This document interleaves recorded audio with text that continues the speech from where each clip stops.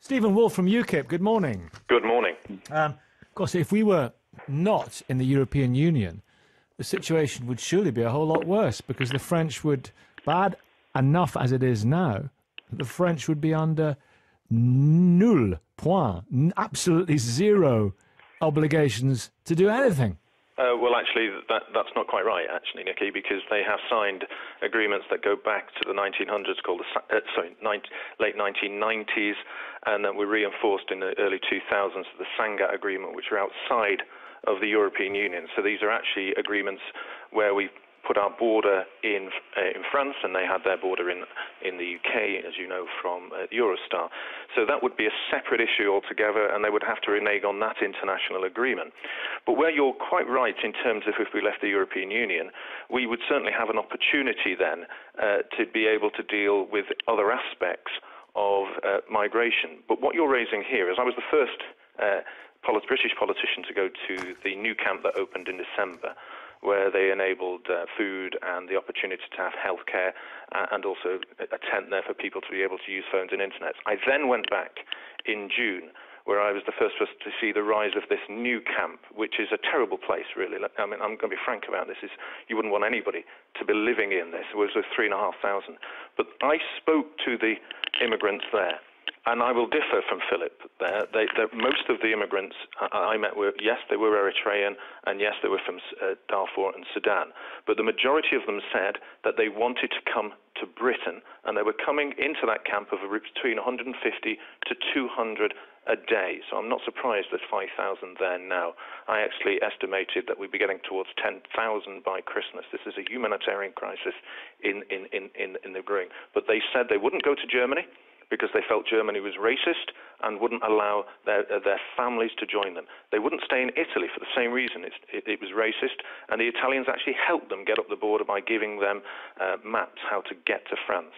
Some of them wanted to stay in France, but they said there were medical and educational issues that they faced. So they don't think that this country's racist?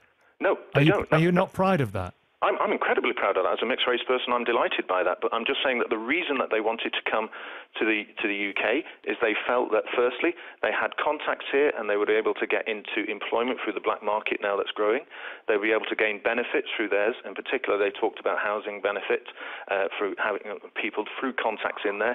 They would get education, as Philip has mentioned, health and jobs, and the language also helped. So there were significantly more reasons, not just employment, but also benefits to do so.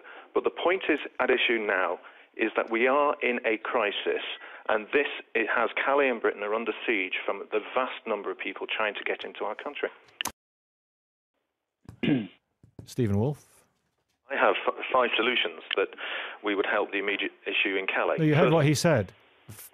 More cooperation with the European Union states. Well, I'm afraid that's failing at the moment, and we know that's failing in many, many ways.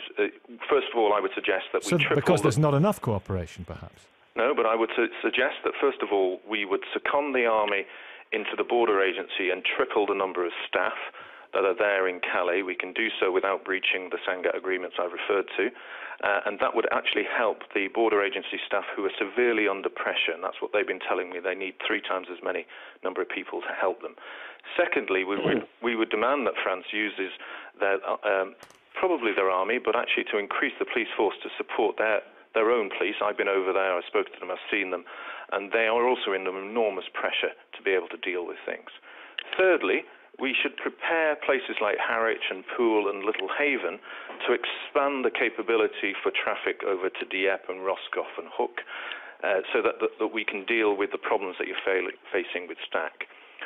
Fourthly, and these are the last 2 are much more difficult, but actually they would be sending out a very strong message. Just like the French are beginning to return migrants from France down to Ventimiglia in Italy, we should start doing the same for any illegal immigrants that we find in the UK. We should return them immediately to France.